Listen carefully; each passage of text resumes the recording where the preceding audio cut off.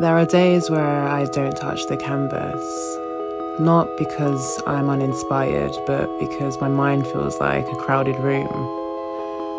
Thoughts pacing, thoughts shouting, thoughts whispering things I'd never consciously choose.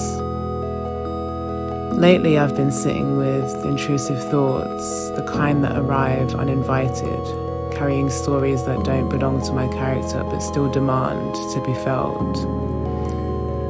It's strange how the mind can speak in a language your soul doesn't recognize.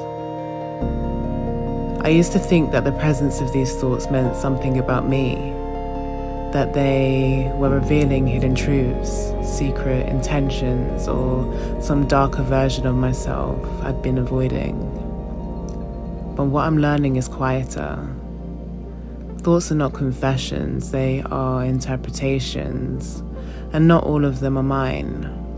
Some are echoes of trauma, some are stimuli from external environments, some are imprints of past anxiety, some are just neurological static, and some, especially the violent or self-directed ones, are simply the mind rehearsing fear as a form of protection. It imagines the worst case scenario so the body feels prepared. But preparation isn't peace.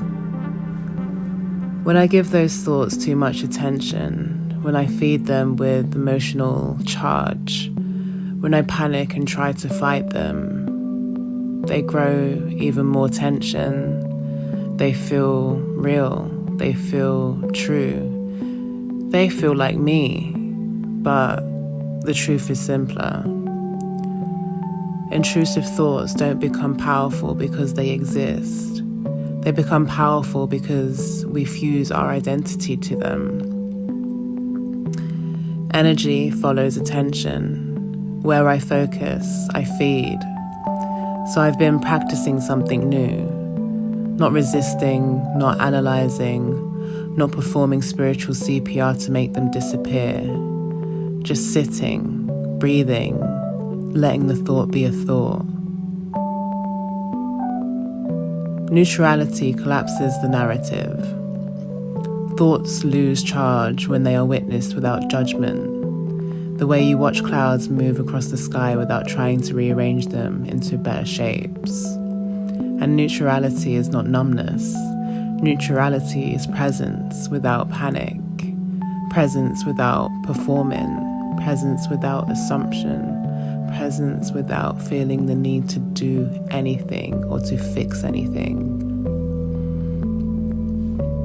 There was a moment this month when my anxiety got so loud that painting felt impossible. I wasn't blocked, I was overwhelmed.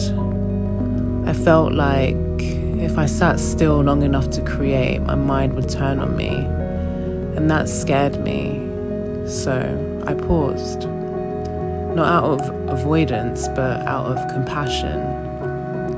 Sometimes the most creative thing you can do is stop producing and let your nervous system catch up to your life. And strangely, it wasn't until I let myself sit in the discomfort without trying to fix that the charge dissolved. The thoughts didn't vanish, they just softened. They loosened their grip. The more I resist, the more they persist. The more I witness, the more they dissolve. It's counterintuitive, but maybe healing always is. When I returned to the canvas, I realized painting isn't just expression, it's regulation. It's a place where I can return to my body without forcing clarity. A place where stillness doesn't feel like stagnation, but honest presence. The brush gives my nervous system a rhythm. The colors hold sensation without story. The act of creation gives all that energy somewhere to go.